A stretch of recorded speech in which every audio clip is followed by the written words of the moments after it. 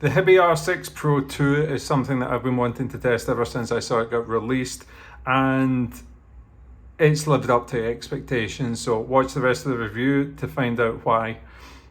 As a bit of background, I've been using the DX300 for the past couple of years. I've been really impressed with that. I love that DAP, but the battery life on it is pretty terrible. Now, Hiby came along with the R6 Pro and it got much fanfare, and for the price, it was what I would consider really good. But this R6 Pro II variant, the latest version, takes things to a whole new level in terms of sound quality. And that's really noticeable in terms of hiss reduction, background reflections and stuff like that. It's just a very transparent, very clear and very musical sounding DAP. I really like the way this sounds. Now the packaging comes as such. Hiby R6 Pro II is very consumer-ish. There's nothing that would scream premium product, although it does have a very premium price tag for people that are not familiar with that sort of a product, but this does sit in the mid-range in terms of pricing wise. Now the DAP itself is presented in the top here. I'll get into that in a little second, but basically you get USB-C charging cable, you get some manuals, user manuals and spare screen protectors, and in the top you'll get this, which is one of the all-time worst carry case solutions that I've ever seen in my life, and I'll talk about that once I get through with showing you the DAP. Put the boxes to the sides, and here it is. Here is the Hiby R6 Pro II, and I think it's quite good looking. It's very well made. It's nicely engineered. It does have a couple of like sharp edges on the side of it, definitely on the front it's very sharp cornered. But it does have this ergonomical styling to it where these cutout contours kind of fit if you're right-handed. 3 fingers in there and your thumb on top allow you to hold it very comfortably. Now, if you're left-handed, it's not going to be such a good experience, but in terms of finishing build quality, I'm very impressed. The screen on it is a lovely big 5.9 inch 1080p panel. It doesn't get super bright, like this is probably on max brightness right now. It's bright enough for indoor use, absolutely no problem, but outdoor you're going to be squinting a little bit to try and see what's going on the screen. But in terms of color reproduction, I think it's absolutely stunning. You can see the purple really pops there. It looks absolutely fantastic. The button layout is strange, and it's something that I really don't like about it. You have the power button on top here and the volume buttons left and right, and you have an indication LED on the right hand side that's going to tell you how or what status you're in terms of playing and amplification.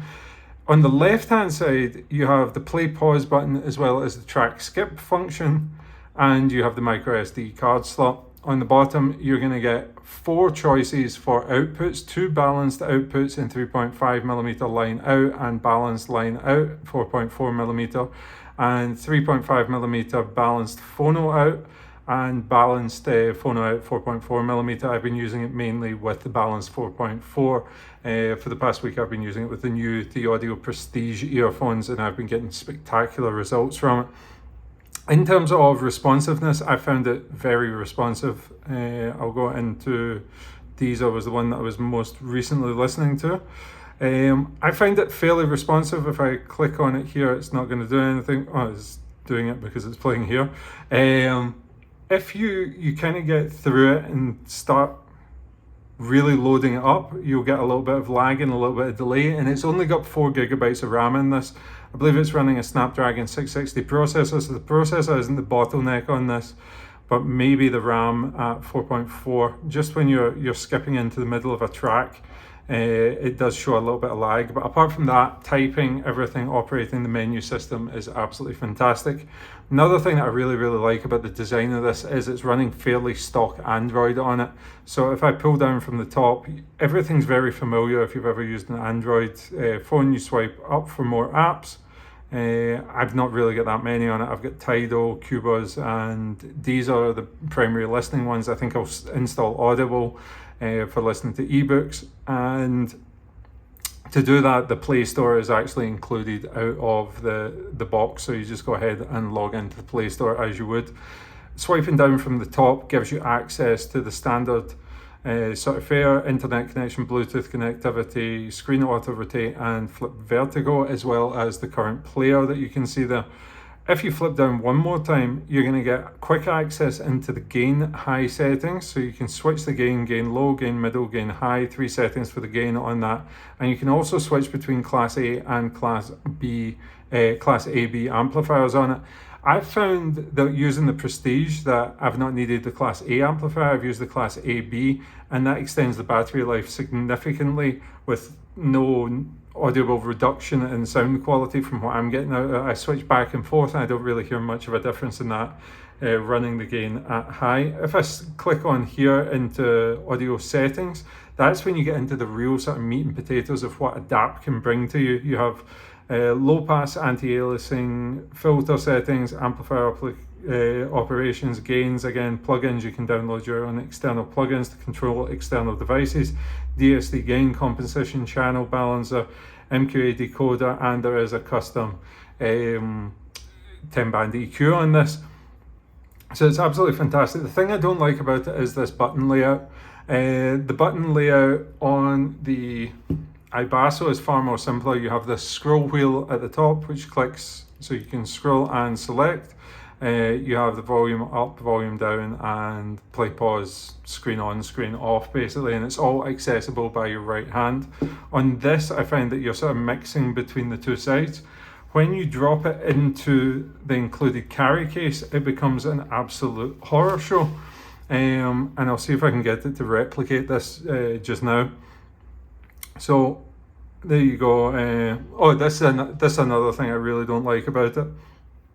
On most devices, when you go to adjust the volume, you get a little volume stick on the side and you can see it, but you're still getting all the information. Here, it's a cool effect, but it's really annoying not being able to see your music. So this bar takes over the entire side, basically. But you can see it as I'm squeezing the right-hand side. I don't know if you can see it here. It's activating clicks on the left-hand side and skipping me through my track. So I can't adjust the volume without skipping the tracks, and I can't adjust the tracks without adjusting the volume. And it's because the case is so badly designed, and also you have no idea which buttons you're using. So I'm using it without the case. It does come included with front and rear screen protectors. It's a shame because if they didn't cut out buttons or more robust buttons or included some sort of button locking feature with this DAP, I think it would have been a lot more usable. Now, in terms of matching it up and using it with different equipment, I've been using it with the The-Audio Prestige, and these things are so good, so good. But I think using it in combination with this DAP is almost absolutely perfect. There was one track that I was listening to that sounded significantly better than on my cheaper DAPs. The Shanling M0 that I was using. If I go into music, my favorites, playlists, test tracks, and I believe it was Black Shoes. I'd never heard this one before, but I came across it. Black Shoes by Felix Laband. Really weird composition, but really sort of spacious. It's got really like low woombin bass on it, in combination with this ticky sort of scratchy popping sound, and I thought it was absolutely fantastic. Then I went over to Bob Marley and this one here, Bob Marley, Could You Be Loved? And at the start there's the tambourine. I was testing that for the treble, and the tambourine on that, it sounded really prominent, like right at the start, like the shakes of it sounded really prominent, but never exceeded the levels that I was getting with a cheaper earphone with more treble focus, like I was listening with the Tin Hi-Fi P1, for example.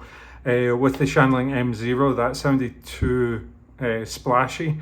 And the treble on this just sounded a little bit more refined, like not extending overly. It could have been brain bun or my own perception, but I found that the sound of it just sounded so open, spacious, that there was a complete lack of noise, a complete lack of background noise. Like a few years ago, we were struggling with the hissing from these players and the amps and matching the gain and stuff like that. No matter the gain setting, no matter the amp switching on this, it was dead silent. There was no exterior noise being added into what I was listening to, so I found it absolutely fantastic.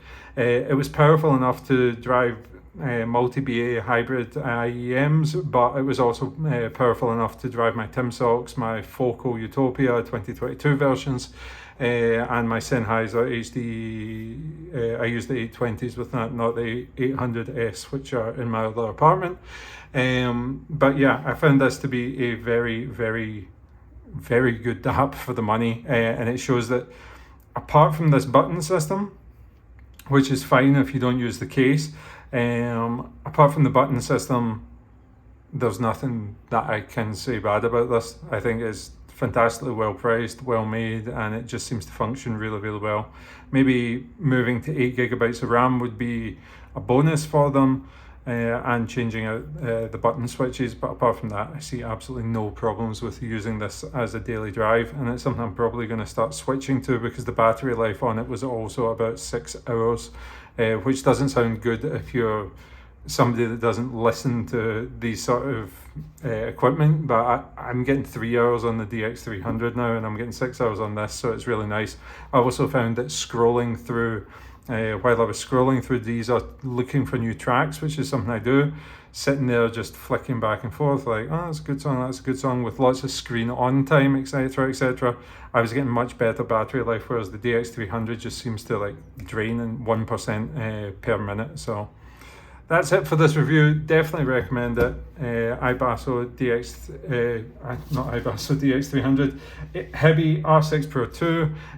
Coming up this week, we have the review of the TheAudio Prestige 2 and a whole bunch of other stuff. I think I get like 10 other earphones to come out this week. So we're back and we're in full swing.